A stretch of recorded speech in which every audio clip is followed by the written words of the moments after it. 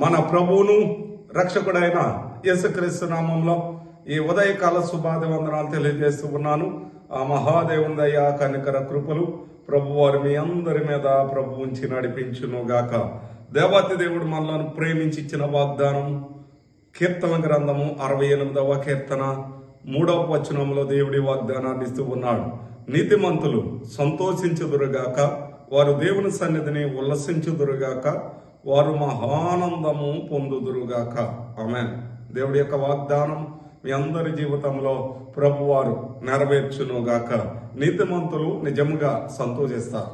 ఎందుకనంటే ఈ భూమి మీద నీతిమంతుడు అనుకోండి, వాడికి కష్టాలు వచ్చినా, ఇబ్బందులు వచ్చినా, శ్రమలు వచ్చినా, శోధనలు వచ్చినా, వాడు నీతిమంతుడైతే ప్రభు సన్నిధిలో మరి దేవుడు వాడిని చాలా ఇష్టపడుతూ ఉంటాడు.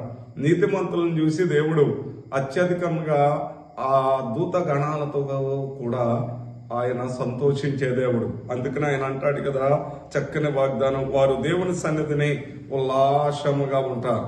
దేవుని ఆ నీతిమంతుడట ఎప్పుడు కూడా ఏదో నీరు కారిపోతున్నట్టు ఉండడు.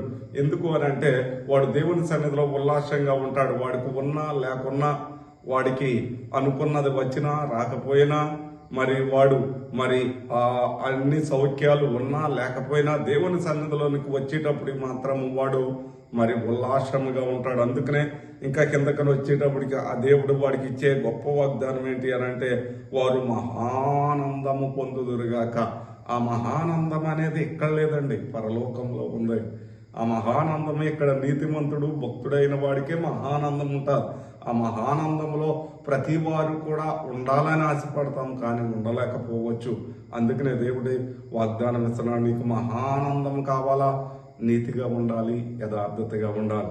అలాంటి క్రియలను కొనసాగిస్తూ ప్రభు సన్నిధిలో సాగండి. దేవుడి యొక్క వాగ్దానం మీ అందరి జీవితంలో ప్రభువారు నెరవేర్చునుగాక. ప్రేమ కలిగిన ప్రభు నీకు వందనాలు నాయన. ఈ దినమంతా నీ ప్రియ బిడ్డలతో ఉండండి. నీ కరుణ కటాక్షము, నీ కాపుదల ప్రతి వారికి నీ ఇవ్వండి నాయన. ప్రతి వారిని మీరు అంటున్నారు, ఎక్కలేనంత ఎత్తైన కొండపైకి ఎక్కిస్తానంటున్నావు నాయన. వాడు నీతిమంతుడైతే నాయన ప్రభు వాడు నడవలసిన మార్గం చూపిస్తానంటున్నావు. వాడు నీతిమంతుడైతే అలాంటి కృప కనికరము నాయన మీరు ఇచ్చి అందరినీ ముందుకు తీసుకువెళ్ళమని యేసు నామమున నడుచున్నాము తండ్రి. ఆమేన్.